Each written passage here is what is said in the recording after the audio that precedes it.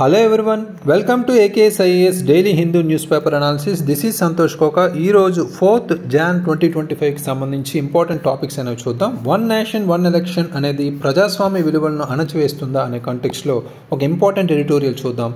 భారత GDP growth తగ్గడానికి consumption అనేది తగ్గడం కారణమా అనే నేపథ్యంలో కూడా ఒక ఇంపార్టెంట్ ఎడిటోరియల్. క్రాస్ బార్డర్ ఇన్సాల్వెన్సీకి చట్టపరమైన సంస్కరణలు నిజంగా అవసరమా అనే నేపథ్యంలో ఒక ఇంపార్టెంట్ ఎడిటోరియల్. భారతదేశ భూగర్భ నీటి కష్టాలకు సంబంధించి ఒక ఇంపార్టెంట్ స్మాల్ ఎడిటోరియల్. లడఖ్లో చైనా కొత్త కౌంటీలపై భారత్ నిరసన తెలపడం కూడా మనం సంబంధించి ఒక ఇంపార్టెంట్ ఆర్టికల్ చూద్దాం. చైనాలో వ్యాపిస్తున్న కొత్త వైరస్ ఏంటి అనే దాని మీద కూడా ఒక ఇంపార్టెంట్ ఆర్టికల్ చూద్దాం. సో ఈరోజు first important article, looming threat to federalism and democratic tenants. ఇది ముఖ్యంగా వన్ నేషన్ వన్ ఎలక్షన్ సంబంధించి ఆల్రెడీ మనం ప్రీవియస్గా చాలా ఇష్యూస్ అనేవి మనం చూసాం. ఇది ఎడిటోరియల్ నేపథ్యంలో మనం చూసుకుంటే ఇంపార్టెంట్గా సో ఇక్కడ పాలిటీ రిలేటెడ్గా మనం ఇది కవర్ చేసుకోవచ్చు. రైట్, కంటెక్స్ట్ అనేది మనం అర్థం చేసుకుంటే వన్ నేషన్ వన్ ఎలక్షన్స్ అనేది ఫెడరలిజం కావచ్చు, అంటే సమాఖ్యవాదం సంబంధించి మనకి సమాఖ్యతకి సంబంధించి కావచ్చు, అదేవిధంగా డెమోక్రసీ ప్రజాస్వామ్యానికి సంబంధించి ఇంప్లికేషన్స్ అనేవి మనకున్నాయి, అంటే ప్రభావాలు ఏమున్నాయి అనే నేపథ్యంలో ఈ ఎడిటోరియల్ అనేది కవర్ చేశారు. రైట్, సో అయితే ఇక్కడ వన్ నేషన్ వన్ ఎలక్షన్ సంబంధించి ఇంపార్టెంట్ ఇష్యూస్, రీసెంట్ ప్రపోజల్స్ కావచ్చు, దానికి సంబంధించిన అడ్వాంటేజెస్, ఛాలెంజెస్ ఏంటి అనేది మనం చూస్తే అసలు పర్పస్ ఏంటి, దీని పర్పస్ అనేది ఇక్కడ అర్థం చేసుకుంటే లోక్సభ అదేవిధంగా స్టేట్ అసెంబ్లీ ఎలక్షన్స్ ఒకే సింగిల్ ఎలక్ట్రల్ సైకిల్లో నిర్వహించడమే ఇది మేజర్గా ఒక పర్పస్. రైట్, సో అదేవిధంగా దీనికి సంబంధించిన అడ్వాంటేజెస్ అర్థం చేసుకుంటే ఇక్కడ ముఖ్యంగా అడ్మినిస్ట్రేటివ్ అండ్ ఫిజికల్ ఎఫిషియన్సీ ఏదైతే ఉందో దాన్ని మనం ప్రాపర్గా ఉపయోగించుకోవడం. రైట్, దాన్ని ముందు తగ్గించడం కూడా, అంటే ఎలక్షన్ కాస్ట్ సంబంధించి కూడా తగ్గించే విధంగా మనకి ఉపయోగపడుతుంది అనేది కూడా చెప్తున్నారు. ఫిజికల్ అండ్ అడ్మినిస్ట్రేటివ్ ఎఫిషియన్సీ, అంటే పరిపాలనకు సంబంధించి సమర్థతంగా మనం ముందుకెళ్లే అవకాశం కూడా దీనివల్ల ఉంటుందనే ఉపయోగాలు అయితే చెప్తున్నారు. అయితే ఇందులో మనకి కన్సర్న్స్ ఏమున్నాయి, ఆందోళన పడాల్సిన అవసరాలు ఏంటి అనేది ఇక్కడ చూస్తే మనకున్న ఫెడరలిజం అంటే సమాఖ్యవాదం ఏదైతే ఉందో అది ఇక్కడ మనకి డైల్యూషన్ అయ్యే ఛాన్స్ ఉంది. అదేవిధంగా మనకున్న డెమోక్రటిక్ ప్రిన్సిపల్స్ ఏవైతే ఉన్నాయో ప్రజాస్వామ్య విలువలకు సంబంధించి కూడా కొంత డైల్యూషన్ అయ్యే అవకాశం ఉందనేది కూడా చెప్తున్నారు. అయితే స్టేట్ ఆటోనమీ అంటే రాష్ట్రాలకు సంబంధించిన స్వయం ప్రతిపత్తి కావచ్చు, పరిపాలనకు సంబంధించి కావచ్చు, కొంత సవాళ్ళు అయితే ఉండే ఛాన్స్ ఉందనేది కూడా చెప్తున్నారు. రైట్, సో ఇది ఇలా ఉంటే మనం బ్యాక్గ్రౌండ్ అనేది మనం ఇక్కడ అబ్జర్వ్ చేయాలి. ఇందులో హిస్టారికల్ కంటెక్స్ట్లో మనం అర్థం చేసుకుంటే India simultaneous elections parliament, state assembly సంబంధించి పోస్ట్ ఇండిపెండెన్స్ నుంచి మనం చూసుకుంటే మిడ్ 1960s వరకు ఇది సైమల్టేనియస్ ఎలక్షన్స్ కండక్ట్ చేసింది. అయితే తర్వాత మనకి ఆర్టికల్ 356 ఏదైతే విధించడం జరిగిందో ప్రెసిడెంట్స్ రూల్స్ అనేది, అది కొంత ఈ సైకిల్ని డిస్టర్బ్ చేయడం అంటే జరిగింది. అయితే ఇక్కడ ఫస్ట్ మనకి 1951లో పంజాబ్లో ఈ 356 ఆర్టికల్ ప్రకారం ప్రెసిడెంట్స్ రూల్ అనేది నిర్వహించడం పంజాబ్లో జరిగితే, అదేవిధంగా మనకి కేరళలో ఏదైతే ఉందో 1959లో ప్రెసిడెంట్ రూల్ నిర్వహించడం వల్ల కూడా మేజర్గా ఇక్కడ డిస్ట్రప్షన్స్ అనేవి ఈ సైకిల్కి, అంటే సైమల్టేనియస్ ఎలక్షన్ సైకిల్కి డిస్ట్రప్షన్స్ అనేవి కలిగాయి. రైట్, సో అయితే దీనికి సంబంధించి అంటే ప్రత్యేకించి ఈ ప్రెసిడెంట్ రూల్కి సంబంధించి మనకి ఆల్మోస్ట్ 130 టైమ్స్ ఇండిపెండెన్స్ తర్వాత ఇది మిస్యూజ్ చేయడం నేపథ్యంలో బిఆర్ అంబేద్కర్ గారు దీన్ని డెడ్ లెటర్గా చెప్పడం కూడా, ఫెడరల్ కన్సర్న్స్ కూడా రైజ్ చేయడం, అదేవిధంగా మనకున్న ఎస్ఆర్ బొమ్మాయి కేసులో భాగంగా కూడా జడ్జిమెంట్లో కూడా 1994కి సంబంధించిన జడ్జిమెంట్లో కూడా దీన్ని కంపల్సరీ నిరోధించాల్సిన అవసరం అయితే ఉంది, కొన్ని ఛాలెంజెస్ అయితే ఉన్నాయి. రైట్, సో అంటే ఏకపక్షంగా దీన్ని ఉపయోగిస్తున్నారనే నేపథ్యంలో కూడా కొన్ని కాంటెక్స్ట్ అయితే మనకి కన్సర్న్స్ అయితే ఉన్నాయి. రైట్, సో దీంతో పాటు మనం యాంటీ డిఫెక్షన్ లాకి సంబంధించి కూడా కొంత బ్యాక్గ్రౌండ్ అయితే తెలుసుకోవాలి. రైట్, ఫిరాయింపు నిరోధక చట్టం, సో ఇది 1985లో మనకి ఇది ఇంట్రడ్యూస్ చేయబడింది. రైట్, సో ఇది 52nd అమెండ్మెంట్కి సంబంధించి దీన్ని తీసుకొచ్చారు. 10th షెడ్యూల్కి సంబంధించి కూడా మనకి వెరీ వెరీ ఇంపార్టెంట్ రిలేటెడ్ అంశం. రైట్, సో ఇది పొలిటికల్ డిఫెక్షన్ అంటే రాజకీయ ఫిరాయింపులను నిరోధించడానికి దీన్ని తీసుకురావడం జరిగింది. అయితే ఇందులో కూడా లూప్ హోల్స్ అనేవి మనం అర్థం చేసుకోవచ్చు. ఇక్కడ కొన్ని డిస్క్వాలిఫికేషన్ డెసిషన్ సంబంధించి డిలేస్ జరగడం కావచ్చు, అదేవిధంగా గ్రూప్ డిఫెక్షన్స్ అనేవి అలౌ చేయడం కావచ్చు, ఇది ప్రాబ్లమేటిక్గా ఉన్నాయి. రైట్, అంటే గ్రూప్ డిఫెక్షన్స్ అంటే మన గుంపు లేదా గ్రూపులుగా ఈ ఫిరాయింపులు చేయడం కూడా ఇది మన రాజ్యాంగపరంగా మనకున్న అలవెన్స్ అనేది ఉంది కాబట్టి ఈ పర్టికులర్గా ఇవి మనకి ప్రాబ్లమ్స్, రైట్. అయితే ఇప్పుడు వన్ నేషన్ వన్ ఈలో కీ కన్సర్న్స్ ఏంటి అంటే ప్రధానమైన సవాళ్ళు ఏంటి, ఆందోళన ఏంటంటే ఫస్ట్ ఇంపార్టెంట్ మనకి ఫెడరలిజం, రైట్. సో ఇక్కడ సమాఖ్యవాదానికి సంబంధించి ఇక్కడ కంపల్సరీ స్టేట్స్ యొక్క అటోనామీ అంటే స్వయం ప్రతిపత్తి అనేది దెబ్బతినే విధంగా ఇది మనం ఉపయోగిస్తే కంపల్సరీ గవర్నమెంట్ టర్మ్స్ ఏవైతే ఉన్నాయో వాటికి సంబంధించి స్టేట్ పార్లమెంట్ టర్మ్స్కి అలైన్ చేస్తూ వెళ్లాల్సిన అవసరం అయితే ఉంది కాబట్టి ఇది ఒక ప్రాబ్లమేటిక్ అని చెప్తున్నారు. అదేవిధంగా మనకి డెమోక్రటిక్ వాల్యూస్ అంటే ప్రజాస్వామ్య విలువలు కూడా మనకి ఇక్కడ కొన్ని మనం తగ్గించే నిబంధనలు కావచ్చు, కొంత పొడిగించే నిబంధనల వైజ్ మనం చూసుకుంటే ఇక్కడ 1 person అదేవిధంగా 1 vote 1 వాల్యూ అంటే ఒకే వ్యక్తి ఒక ఓటు ఒక విలువ సూత్రాన్ని ఉల్లంఘించే విధంగా కూడా ఈ పర్టికులర్ ప్రాసెస్ అనేది ఉంటుంది అనేది కూడా ఇక్కడ చెప్తున్నారు. అంటే ఇక్కడ నిబంధనలకు సంబంధించి మనం తగ్గించడం పొడిగించడం అనే నేపథ్యంలో మాట్లాడుతున్నాం, రైట్. సో అయితే ఇక్కడ గవర్నమెంట్ ఇష్యూస్ ఏవైతే ఉన్నాయో వాటి గురించి కూడా గవర్నెన్స్ ఇష్యూస్ మనం చూసుకుంటే దానికి సంబంధించి కూడా మనం అర్థం చేసుకోవాల్సింది ఏంటంటే సింక్రనైజేషన్ అంటే ఏకపక్షంగా ఈ ఎన్నికలు నిర్వహించడం వల్ల ఇక్కడ మనకి పాలసీ ఇంప్లిమెంటేషన్ కావచ్చు అవి డిస్టర్బ్ అయ్యే అవకాశం ఉంది. అదేవిధంగా డెసిషన్ మేకింగ్కి సంబంధించి కూడా డిస్టర్బెన్స్ అయ్యే అవకాశం ఉంది, రైట్. అయితే ఆపరేషనల్ ఛాలెంజెస్ ఏ ఉన్నాయి అనేది మనకి ఇక్కడ అర్థం చేసుకోవాలి మేజర్గా, రైట్. సో ఇక్కడ ఇండియా అనేది వ్యాస్ట్ ఎలక్టరేట్గా మనం ఆల్మోస్ట్ 900+ మిలియన్ ఓటర్స్ అనేవాళ్ళు ఓటేస్తారు కాబట్టి ఇక్కడ లాజిస్టికల్ కాంప్లెక్సిటీ కూడా మనకి ఇక్కడ పెరుగుతుంది అనేది కూడా ఇక్కడ చెప్తున్నారు, రైట్. అదేవిధంగా ఓటర్ ఫ్యాటిక్ అంటే ఓటర్కి సంబంధించిన కన్ఫ్యూజన్ కూడా పెరిగే అవకాశం అనేది ఉంది అనేది కూడా చెప్తున్నారు. ఎందుకంటే simultaneous elections Lok Sabha state assemblies వీటికి జరిగిన 100 రోజులకి లోకల్ బాడీస్ కూడా జరుగుతుంటాయి. సో ఇక్కడ కన్ఫ్యూజన్ అనేది పెరుగుతుంది అనేది కూడా చెప్తున్నారు, రైట్. సో అయితే మనం ఏం చేయాలి అంటే ముందు దారి వే ఫార్వర్డ్ ఏం చేస్తే మనకి ఇవి ముందుకు తీసుకెళ్ళచ్చు అంటే యాంటీ డిఫెక్షన్ లాస్ని స్ట్రెంథెన్ చేయాలి. మనకున్న యాంటీ డిఫెక్షన్ లాస్ ఏవైతే ఉన్నాయో వాటిని బలోపేతం చేయాలి. ఎలా టైం బౌండ్ డెసిషన్స్ అనేవి డిస్క్వాలిఫికేషన్ సంబంధించి తీసుకోవాలనేది నేపథ్యంలో చెప్తున్నారు. అదేవిధంగా మన ఆర్టికల్ 356 మిస్యూజ్ ఏదైతే ఉందో దాన్ని అడ్రస్ చేయాల్సిన అవసరం అయితే ఉంది. తద్వారా మన స్టేట్ అటోనమీని మనం ముందుకు తీసుకెళ్ళాలి అంటే రాష్ట్ర స్వయం ప్రతిపత్తిని మనం పరిగణలోకి తీసుకోవాలి. నెక్స్ట్ మనకి ఫెడరల్ రిఫార్మ్స్ సంబంధించి ఫోకస్ అయితే కంపల్సరీ చేయాలి అంటే సమాఖ్యానికి సంబంధించి సంస్కరణలు మీద ఫోకస్ చేయాలి. కానీ వన్ నేషన్ వన్ ఎలక్షన్ యూనిలేటరల్గా అంటే ఏకపక్షంగా ఇంపోజ్ చేయడం అనేది కరెక్ట్ కాదనేది కూడా ఈ పర్టికులర్ ఎడిటోరియల్లో అభిప్రాయంగా చెప్తున్నారు.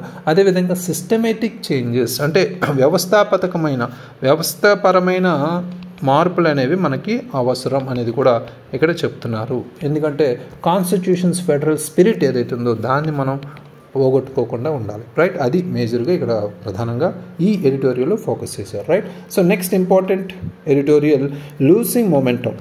ఇక్కడ GST receipts and other recent indicators suggest consumption is still a concern. ఇక్కడ మనకి ఇండియా జీడిపి గ్రోత్ తగ్గడానికైనా మనకి ఇప్పుడు ఇన్ఫ్లేషన్ రిలేటెడ్గా అయినా ఇక్కడ కన్జంప్షన్ డిమాండ్ అనేది ఇక్కడ మేజర్గా క్రైటీరియా లేదా ఆందోళన పరంగా ఉందనేది కూడా చెప్తున్నారు. ఇది మనం ఎకానమీ కంటెక్స్ట్లో మనం కవర్ చేసుకోవచ్చు. మనకి కంటెక్స్ట్ అనేది మనం అర్థం చేసుకుంటే ఇక్కడ ముఖ్యంగా ఎకనామిక్ ఇండికేటర్స్ అండ్ కన్సర్న్స్ రిలేటెడ్గా ఇండియా జీడిపి అనేది 5.4%కి తగ్గుతుంది సెకండ్ క్వార్టర్ ఆఫ్ 2024 to 25 అనేది మనం ఇక్కడ ప్రీవియస్ ఆర్టికల్స్లో కూడా చాలా చూసాం. అయితే పాలసీ మేకర్స్ ఇది టెంపరీగానే ఉండొచ్చు అనే హోప్ కూడా ఇక్కడ కనిపిస్తుంది. అయితే కన్జంప్షన్ డిమాండ్ అనేది మనం ఇక్కడ ప్రాపర్గా ఫోకస్ చేయాల్సిన అవసరం అయితే ఉంది.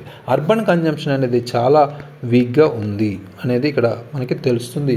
ఇక్కడ రూరల్ డిమాండ్ అనేది కొంత రెసిలియన్స్తో కనిపిస్తుంది. అంటే పట్టణ వినియోగం బలహీనపడుతుంది ఒక పక్క, అయితే గ్రామీణ పరంగా డిమాండ్ స్థితిస్థాపకతను చూపిస్తుంది అనేది కూడా తెలుస్తుంది. అయితే ఫెస్టివ్ ఎక్స్పెక్టేషన్స్ అయితే ఉన్నాయి. పాలసీ మేకర్స్ ఎక్స్పెక్ట్ చేస్తున్నారు ఫెస్టివ్ సీజన్ వస్తుంది కాబట్టి కంపల్సరీ స్పెండింగ్ పెరుగుతుంది, ఈ గ్రోత్ కంపల్సరీ పెరుగుతుంది అనేది, రైట్.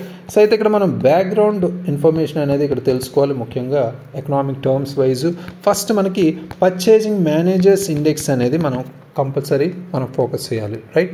ఇది ఒక ఎకనామిక్ ఇండికేటర్గా మనం చూడొచ్చు మ్యానుఫ్యాక్చరింగ్ అండ్ సర్వీసెస్ సెక్టర్ సంబంధించి రిఫ్లెక్ట్ చేసే విధంగా, రైట్. అంటే ఇక్కడ పిఎంఐ అనేది 50 ఇండికేట్స్ అనేవి మనం 50 బిలో ఉంటే అది కాంట్రాక్షన్గా ఇండికేట్ చేస్తుంది. అదేవిధంగా అబవ్ 50 ఉంటే ఎక్స్పాన్షన్గా ఇది చూపిస్తుంది. అయితే ఇక్కడ 50 అనేది మనం ఈ మిడ్ ఫిగర్గా మనం చూడవచ్చు, రైట్. ఇలాంటి మనం ప్రిలిమ్స్ ఓరియంటెడ్ ఫ్యాక్చువల్ ఇన్ఫర్మేషన్ ఇచ్చే అవకాశం ఉంది. నెక్స్ట్ మనకి జిఎస్టీ అండ్ రెవెన్యూ ట్రెండ్స్ అనేవి ఏ విధంగా ఉన్నాయనేది గమనిస్తే, జిఎస్టీ అనేది 2017లో ఇంట్రడ్యూస్ చేశారు. ఒక major source of indirect tax రెవెన్యూకి గవర్నమెంట్కి ఒక మేజర్ ట్యాక్స్ రెవెన్యూగా మనం చెప్పుకోవచ్చు. అయితే జిఎస్టీ గ్రోత్ కూడా డిక్లైన్ అవ్వడం ఫిజికల్ ప్లానింగ్కి మనకి ప్రభావం చూపిస్తుంది అనేది కూడా ఇక్కడ ప్రధానంగా చెప్పుకోవచ్చు, రైట్. అయితే కోర్ ఇన్ఫ్రాస్ట్రక్చర్ కూడా మనం ఇక్కడ సెక్టార్ సంబంధించి రీసెంట్గా coal, electricity, steel, cement and fertilizers సంబంధించి కూడా మనకి మేజర్గా ఇక్కడ ఫోకస్ చేయాలి. ఇవి మన ఇండస్ట్రియల్ అవుట్పుట్కి సంబంధించి బ్యాక్ బోన్గా చెప్పుకోవచ్చు, రైట్. అయితే ఇప్పుడు చూస్తున్న కీ డేటా, రీసెంట్ కీ డేటాకి సంబంధించి మనం అబ్జర్వ్ చేస్తే ఇక్కడ బ్యాంక్ క్రెడిట్ గ్రోత్ అనేది తగ్గుతుంది. 5th కాన్సిక్యూటివ్ మంత్గా మనం చూసుకుంటే నవంబర్లో ఈ మనకి బ్యాంక్ క్రెడిట్ గ్రోత్ అనేది తగ్గింది. అదేవిధంగా కోర్ ఇన్ఫ్రాస్ట్రక్చర్ పరంగా మనం చూసుకుంటే 4.3% నవంబర్లో పెరిగింది.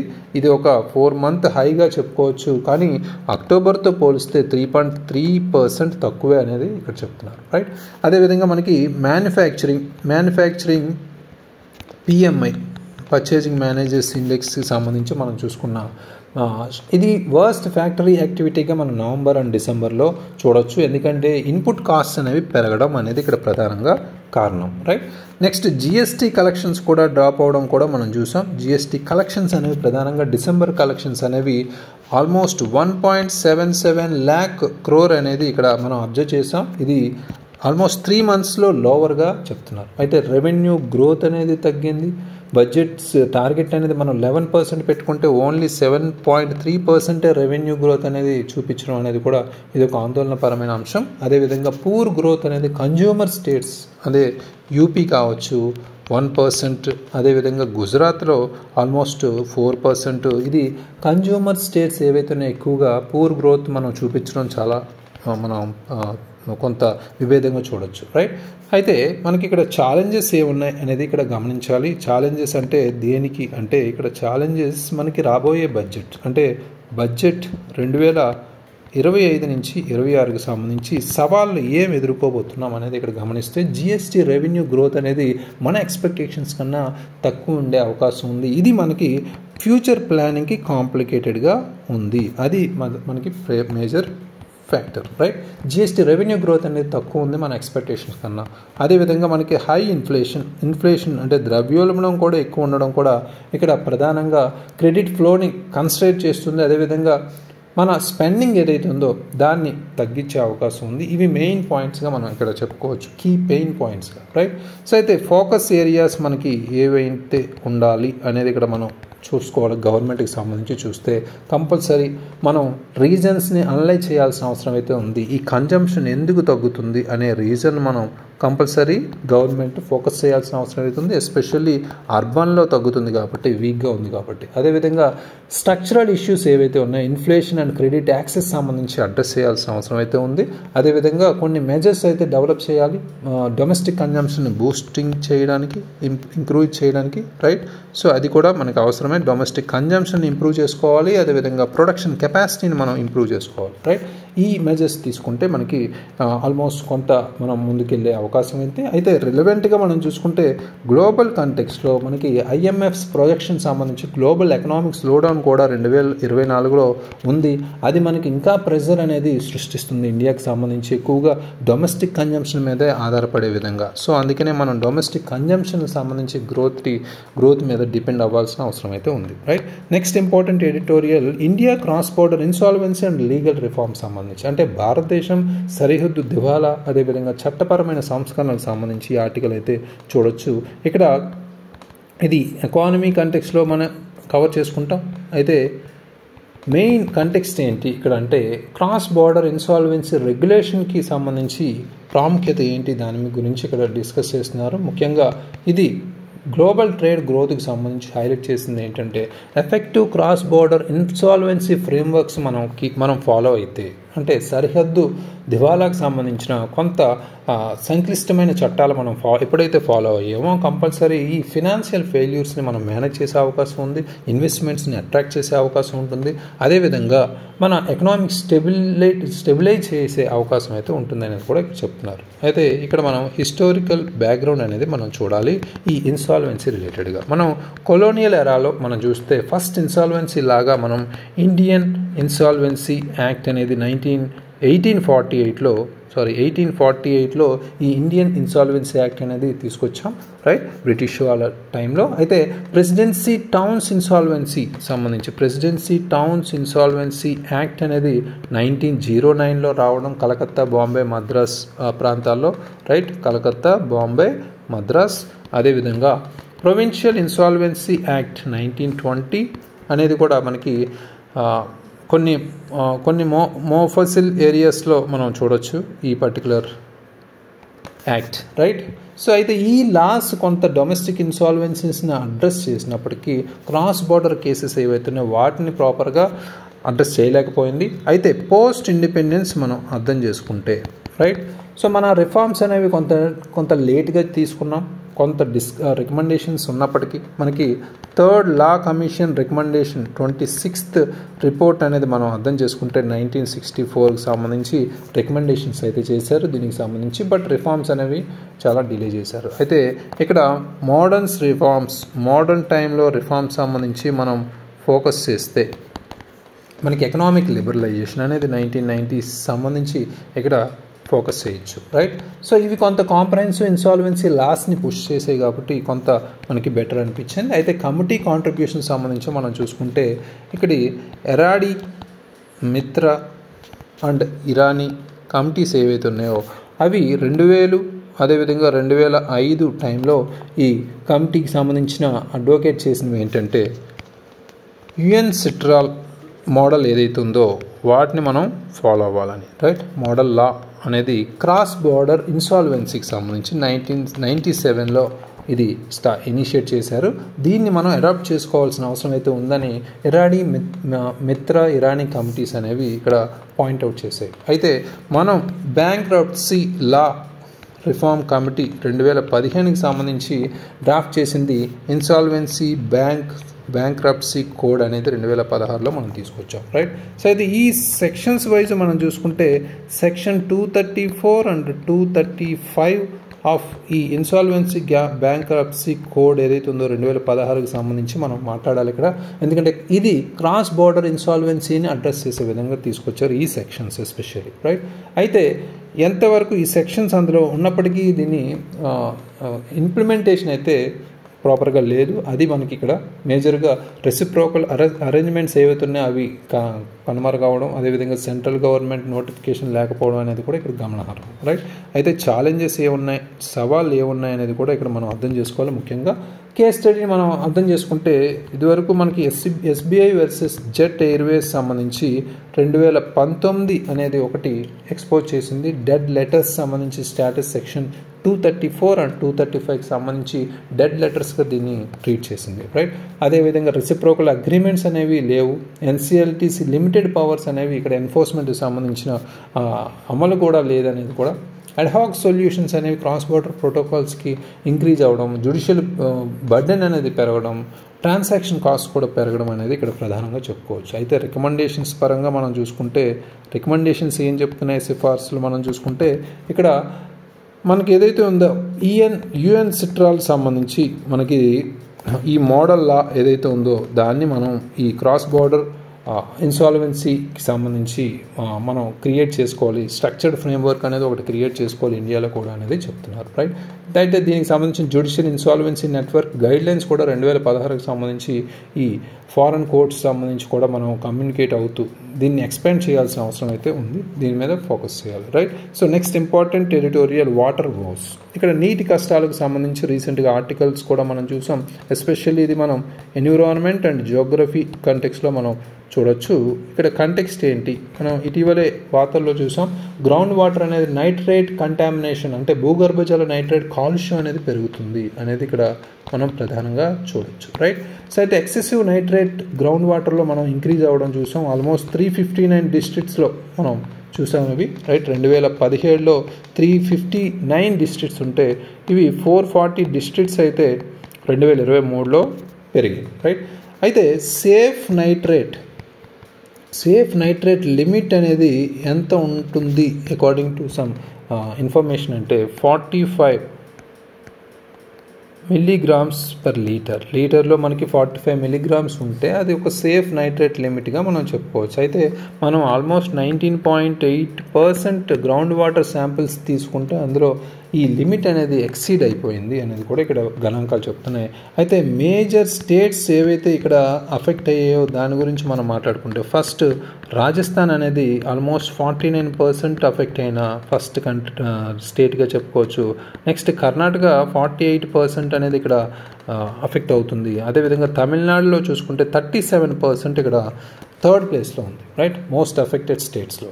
అయితే ఇక్కడ బ్యాక్గ్రౌండ్ ఇన్ఫర్మేషన్ మనం కొంత తెలుసుకోవాలి. గ్రౌండ్ వాటర్ ఇంపార్టెన్స్ ఏంటి, ఇండియాకి సంబంధించిన గ్లోబల్ వాటర్లో మనం చూసుకుంటే లార్జెస్ట్ యూజర్గా మనం చెప్పుకోవచ్చు గ్లోబల్గా. ఎందుకంటే మనకు ఆల్మోస్ట్ చుట్టుపక్కల వాటర్ ఓషన్స్ ఏరియా కాబట్టి ఇండియాకి సంబంధించి ఇక్కడ గ్లోబల్ లెవెల్లో లార్జెస్ట్ యూజర్గా గ్రౌండ్ వాటర్ సంబంధించి మనం చెప్పుకోవచ్చు. అదేవిధంగా 60% మనకి ఇరిగేషన్ సంబంధించి కావచ్చు, 85% మనకి రూరల్ డ్రింకింగ్ వాటర్కి సంబంధించి కూడా ఉపయోగిస్తున్నాం, రైట్. ఇంటెన్సివ్ అగ్రికల్చర్ సంబంధించి మనం ఇక్కడ ఫోకస్ చేస్తే ఈ నైట్రోజన్ బేస్డ్ ఫెర్టిలైజర్స్ ఎక్కువగా ఉపయోగించడం కూడా మనకి ఇలా కీ కాంట్రిబ్యూటర్గా చెప్పుకోవచ్చు నైట్రేట్ కంటామినేషన్ అనేది, రైట్. ఇక్కడ వాటర్ క్వాలిటీ స్టాండర్డ్స్ సంబంధించి బ్యూరో ఆఫ్ ఇండియన్ స్టాండర్డ్స్ ప్రకారం మనం చెప్పుకున్నట్టు 45 మిల్లీగ్రామ్స్ పర్ లీటర్ అనేది ఇక్కడ safe drinking water level of nitrate లెవెల్గా మనం ఇది చెప్పుకోవచ్చు, రైట్. ఇది ప్రధానంగా ఎగ్జామినేషన్లో అడిగే ఛాన్స్ ఉంది ఈ ఫ్యాక్ట్స్ అనేవి. అయితే ఇక్కడ హెల్త్ అండ్ ఎన్విరాన్మెంటల్ కన్సర్న్స్ ఏంటి, ఇలా నైట్రేట్ లెవెల్స్ ఎక్కువ ఉంటే ఏంటి ప్రాబ్లమ్స్ అనేది ఇక్కడ మనం చూసుకుంటే హెల్త్ పరంగా మనకి ఇది మెథెమోగ్లోబినేమియా అనే వ్యాధి వచ్చే అవకాశం ఉంది. ఇది ఆక్సిజన్ లెవెల్ని రెడ్యూస్ చేస్తుంది, అదేవిధంగా బ్లడ్ క్యారింగ్ కెపాసిటీని కూడా తగ్గించే అవకాశం అయితే ఉంది ఈ వ్యాధికి సంబంధించి. అదేవిధంగా బ్లూ బేబీ సిండ్రోమ్ అనేది కూడా ఇన్ఫాంట్స్ అప్పుడే పుట్టిన పిల్లలకి ఇది కంపల్సరీ సంభవిస్తుంది, రైట్. ఇది ఒక ప్రధానంగా హెల్త్ ఫ్యాక్టర్. అదేవిధంగా ఎన్విరాన్మెంట్ పరంగా మనం చూసుకుంటే ఆల్గల్ బ్లూమ్స్ అనేవి వాటర్ బాడీస్లో పెరగడం, అదేవిధంగా ఆక్వాటిక్ ఎకోసిస్టమ్స్ని తగ్గించే విధంగా ఇది మనకి ప్రమాదకరం, రైట్. సో అంటే పర్యావరణ వ్యవస్థ క్షీణింపజేసే కారకంగా ఇది చూడొచ్చు, రైట్. అదర్ కెమికల్ కంటామినేట్స్ అంటే నైట్రేట్ కాకుండా మనకి ఫ్లోరైడ్ కావచ్చు, రైట్. ఫ్లోరైడ్ అనేది కూడా రాజస్థాన్, హర్యానా, కర్ణాటక, ఆంధ్రప్రదేశ్, తెలంగాణలో ఎక్కువగా మనం కంటామినేటెడ్ అవుతున్నాయి. అదేవిధంగా యురేనియం కూడా ఇక్కడ చూడొచ్చు. యురేనియం లాంటివి కూడా ఎక్కువగా ఎక్సెసివ్ అమౌంట్స్ అనేవి కొన్ని ఏరియాస్లో డిటెక్ట్ అయ్యింది, రైట్. ఇవి మనం ఫోకస్ చేయాల్సిన అవసరం అవుతుంది అదర్ దాన్ నైట్రేట్. అయితే ఓవర్ ఎక్స్ప్లాయిటేషన్ ఏదైనా మన ప్రాబ్లమే. India's ground water extraction rate అయితే 60.4% ఉంది. అది 2009 నుంచి పెరుగుతూనే ఉంది. అంటే ఓవర్ ఎక్స్ట్రాక్షన్ రేట్ అనేది మనం ఇక్కడ అబ్జర్వ్ చేయాలి, రైట్. సో అంటే గ్రౌండ్ వాటర్ని ఎంతవరకు తీసుకోవాలి అంతవరకు తీసుకోవాలి. అదేవిధంగా కంటామినేషన్ వైజ్ కూడా మనం కంట్రోల్ అయితే ఉండాలి. ఇక్కడ యాక్షన్ అండ్ అవేర్నెస్ అనేది చాలా అవసరం. 73% ఆఫ్ బ్లాక్స్ ఏవైతే ఉన్నాయో సేఫ్ జోన్కి సంబంధించి మనం చూసుకుంటే స్టేట్స్ విత్ సివియర్ కంటామినేషన్ ఏవైతే స్టేట్స్ ఉన్నాయో రెమిడియల్ యాక్షన్ అనేది లేకపోవడం ప్రధానంగా ఇది కారణం, రైట్. అయితే అవేర్నెస్ స్ప్రెడ్ చేయాలి, లీడర్షిప్ డ్రివెన్ ఇనిషియేటివ్స్ తీసుకోవాల్సిన అవసరం అయితే ఈ క్రైసిస్ సంబంధించి ఉంది, రైట్. నెక్స్ట్ ఇంపార్టెంట్ ఆర్టికల్ ఇక్కడ India's protest China's new counties in Ladakh. అంటే చైనాలో ముఖ్యంగా ఈ ఇండియాకి సంబంధించిన ప్రొటెస్ట్ ఏంటి, చైనాలో లడఖ్లో న్యూ కౌంటీస్ అనేవి చైనా డిస్ప్యూట్ రిలేటెడ్ ఇది చూడొచ్చు, రైట్. అయితే ఇది ఇంటర్నేషనల్ రిలేషన్గా చూడొచ్చు, సరిహద్దు మన సంఘర్షణ సంబంధించి, రైట్. కంటెక్స్ట్ అనేది చూసుకుంటే ఇక్కడ అక్సాయి చిన్ అనేది చాలా ఇంపార్టెంట్ ఏరియా ఈ పర్టికులర్ ఆర్టికల్ సంబంధించి, రైట్. ఇది లార్జర్ టెరిటోరియల్ డిస్ప్యూట్గా మనం చూడొచ్చు, ఒక పార్ట్ ఆఫ్ లార్జర్ టెరిటోరియల్ డిస్ప్యూట్గా ఇండియా అండ్ చైనా మధ్య, రైట్. ఇది ఎక్కడ ఉంది ప్లేస్లో ఇక్కడ కరెక్ట్గా చూసుకుంటే మనకి జమ్మూ కాశ్మీర్ ప్లేస్లో మనం చూసుకుంటే అక్సాయి చిన్ అనేది ఈ బార్డర్లో ఉంది, రైట్. ఈ రీజియన్ అనేది ముఖ్యంగా చైనా పోస్ట్ 1962 వార్ తర్వాత ఇది ఆక్యుపై చేయడం జరిగింది. ఇది జియాంగ్ ఉయిగుర్ ఆటోనామస్ రీజియన్లో భాగంగా దీన్ని అడ్మినిస్ట్రేట్ చేస్తుంది కూడా, రైట్. ఇండియాస్ కన్సిస్టెంట్ స్టెన్స్ ఏంటి, ఇండియా పొజిషన్ ఏంటంటే అక్సాయ్ చిన్ అనేది ఇండియాలో భాగంగా ఇది కన్సిడర్ చేస్తుంది, ఇది లడఖ్లో ఉందనేది కూడా ఇండియా చెప్తుంది, రైట్. వీళ్ళిద్దరు విభేదాలకు సంబంధించి అక్సాయ్ చిన్ అనేది ఇక్కడ ప్రధానంగా మనం ఫోకస్ చేయాలి. అయితే గ్యాల్వన్ వ్యాలీ ఇష్యూస్ సంబంధించి మనం క్లాషెస్ సంబంధించి చెప్తున్నాను. 2020లో జరిగింది. ఇది సిగ్నిఫికెంట్ కాన్ఫ్లిక్ట్గా మనం చెప్పుకోవచ్చు ఈస్టర్న్ లడాఖ్లో, రైట్. సో అయితే ఇది బాగా అప్పటి వరకు ఉన్న బార్డర్ టెన్షన్స్ ఏవైతే ఉన్నాయో వాటిని సడన్గా రీచ్ చేయడం జరిగింది. Multiple diplomatic and military level talks కూడా ప్రభావితం జరిగాయి, రైట్. సో మనం ఈ మధ్య చూసిన యార్లంగ్ సాంగ్పో అనేది కూడా మనం ఇక్కడ ప్రధానంగా బ్రహ్మపుత్ర అనే ఇక్కడ టిబెట్లో యార్లాంగ్ సాంగ్పోగా పిలిచేది. ఇది మనకి టిబెట్లో జరుగుతుంది, రైట్. ఒరిజినేట్ అయ్యే ఈ రివర్ బ్రహ్మపుత్ర రివర్ ఏదైతే ఉందో అరుణాచల్ ప్రదేశ్ అండ్ అస్సాంలో ఇండియాకు వచ్చి ఇక్కడ కనెక్ట్ అవుతుంది, రైట్. సో అయితే ఇక్కడ మ్యాసివ్ హైడ్రో పవర్ పొటెన్షియల్ ఉన్న ఈ పర్టికులర్ బ్రహ్మపుత్రకు సంబంధించి అదేవిధంగా ఎకలాజికల్ ఇంపార్టెన్స్ కూడా చాలా పేరుగాంచింది, రైట్. సో అయితే China's up stream dam projects ఏవైతే ఉన్నాయో ఇటీవల స్టార్ట్ చేసిన ప్రాజెక్ట్స్ సంబంధించి కొంత ఇక్కడ ఆందోళన వ్యక్తపరుస్తుంది ఇండియా కూడా. అయితే కరెంట్ డెవలప్మెంట్స్ మనం ప్రజెంట్ ఏం జరుగుతుంది అనేది మనం చూస్తే ముఖ్యంగా న్యూ కౌంటీస్ అనేవి ఏర్పాటు చేస్తుంది, అది ఇక్కడ లడఖ్లో, రైట్.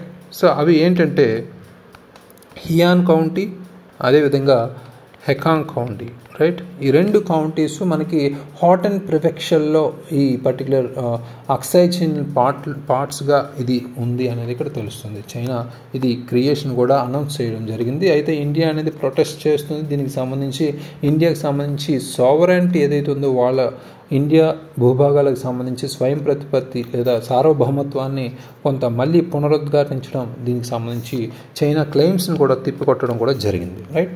అయితే ఇక్కడ మెగా డ్యామ్ ఏదైతే ఉందో దానికి సంబంధించి కూడా మనం నిరసనలు వ్యక్తం చేయడం జరిగింది. సాంగ్పో ఏదైతే ఉందో యార్లాంగ్ సాంగ్పో చైనా అప్రూవ్ చేయడం ఆ డ్యామ్ని వరల్డ్స్ లార్జెస్ట్ ఇన్ఫ్రాస్ట్రక్చర్ ప్రాజెక్ట్గా చెప్పడం, రైట్. ఈ కన్సల్టేషన్ అనేది లేకపోవడం కూడా ఇండియా ఎక్స్ప్రెస్ చేసిన కాన్సెప్ట్స్లో భాగంగా చెప్పుకోవచ్చు. డిప్లొమాటిక్ ప్రొటెస్ట్ అనేది ఇండియా అనేది ఫార్మల్ ప్రొటెస్ట్ అనేది త్రూ డిప్లొమాటిక్ ఛానల్స్ రూపంలో మనం తీసుకురావడం అనేది జరిగింది. అయితే దీనికి సంబంధించి రెస్పెక్టివ్ ఇంటర్నేషనల్ నార్మ్స్ని రెస్పెక్ట్ చేయాల్సిన అవసరం అయితే ఉంది. షేర్ రివర్ రిసోర్సెస్ ఎప్పుడైతే మనం తీసుకుంటున్నామో, రైట్. ఒక పక్క బంగ్లాదేశ్ కూడా దీనికి సంబంధించి ఆందోళన వ్యక్తం చేసింది, right. So last important article ఇక్కడ ministry monitors HMPV outbreak in China says situation not alarming at. ఈ పర్టికులర్ కంటెక్స్ట్లో మనం హెల్త్ రిలేటెడ్గా మనం చూసుకోవచ్చు. అయితే ఇక్కడ కంటెక్స్ట్ ఏంటి అంటే చైనాలో విజృంభిస్తున్న ఒక వైరస్ సంబంధించి ఇక్కడ మాట్లాడుతున్నాం. హెచ్ఎంపివి వైరస్ అంటే హ్యూమన్ మెటాన్యూమో వైరస్ని అవుట్బ్రేక్ అనేది చైనాలో రీసెంట్గా స్టార్ట్ అయింది. అయితే ఈ బ్యాక్గ్రౌండ్ సంబంధించి మనం అర్థం చేసుకుంటే ఇక్కడ యూనియన్ హెల్త్ మినిస్టర్ ఈ క్లోజ్గా మానిటర్ చేస్తున్నారు. హ్యూమన్ మెటాన్యూమో వైరస్ ఏదైతే ఉందో చైనాకి సంబంధించి ఇది ఒక రెస్పిరేటరీ వైరస్గా మనం తీసుకోవచ్చు, రైట్. సో ఇది కొన్ని సిమ్టమ్స్ అయితే కాఫ్, ఫీవర్, కొంత బ్రీతింగ్ షార్ట్నెస్ అవ్వడం అనేది ఈ సిమ్టమ్స్గా మనం తీసుకోవచ్చు. అయితే పర్టికులర్గా చిల్డ్రన్ ఎవరైతే ఉన్నారో 14 years కన్నా తక్కువ ఉన్న వాళ్ళకి ఎక్కువగా అఫెక్ట్ అవుతున్నాయి చైనాలో ప్రస్తుతం, రైట్. సో అయితే కొన్ని నదర్న్ ప్రొవిన్సెస్లో ఎక్కువ రైజ్ అవుతున్నాయి కేసెస్లో చైనాలో సంబంధించి. అయితే ఈ వైరస్ కాంప్లికేషన్ సంబంధించి చూసుకుంటే బ్రాంచైటిస్ అదేవిధంగా న్యూమోనియా లెవెల్లో ఇది కాజ్ చేసే అవకాశం ఉంది, ఎస్పెషల్లీ ఎల్డర్లీ లేదా ఇమ్యూన్ సిస్టమ్ తక్కువ ఉండే వాళ్ళు, రైట్. సో అయితే ఇండియా రెస్పాన్స్ ఏంటి అనేది ఇక్కడ గమనిస్తే ఇండియాకి సంబంధించి ఎటువంటి కొంత మనం దీని మీద ఫోకస్ చేయాల్సిన అవసరం అయితే లేదు, అంత థ్రెట్ అయితే లేదు అనేది ఇక్కడ చెప్తున్నారు. భయాందోళనకు గురి అవ్వాల్సిన అవసరం అయితే లేదని చెప్తున్నారు. National centre for disease control ఏదైతే ఉందో ఇది క్లోజ్గా మానిటర్ చేస్తుంది ఈ particular diseases. International health agencies సంబంధించి కాంటాక్ట్ అవుతూ, రైట్. అయితే గ్లోబల్ కాంటెక్స్ట్లో మనం చూసుకుంటే ఈ పర్టికులర్ వైరస్ సంబంధించి మనం హిస్టరీ చూసుకుంటే ఇది ఫస్ట్ 2001లో ఐడెంటిఫై చేయబడింది. ఇవి కొన్ని కేసెస్ అనేవి యుఎస్లో కావచ్చు, కెనడాలో కావచ్చు, యూరోప్లో ఎక్కువగా ఇవి కనిపించే పాస్ట్ ఇయర్స్లో చూసుకుంటే. అయితే ఇది రెస్పిరేటరీ సిన్సిటైల్ వైరస్కి సంబంధించిన ఫ్యామిలీగా ఇది గుర్తించారు. ఈ centres for disease control and prevention సంబంధించి ఏం చెప్తున్నాయంటే హెచ్ఎంపివి అనేది అన్ని ఏజ్లకి సంక్రమించే అవకాశం ఉందనేది కూడా చెప్తున్నారు. ఎస్పెషల్లీ మనకి యంగ్ చిల్డ్రన్ కావచ్చు, అదేవిధంగా ఓల్డర్ అడల్ట్స్ కావచ్చు, రైట్.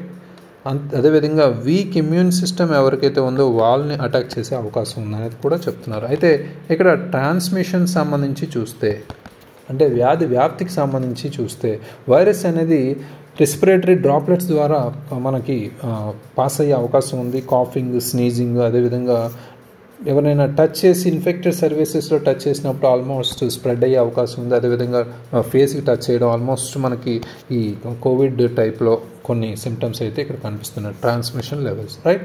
సో వీటి గురించి ఇంకా మనం నిర్ధారణ అవ్వాలి. దానికి సంబంధించి ఇంకా ఎడిటోరియల్లో ఇంకా సంపూర్తిగా ఇన్ఫర్మేషన్ అయితే చూద్దాం. ఇవి అయితే ఈరోజు important articles. Please revise it. Thank you very much. All the very best.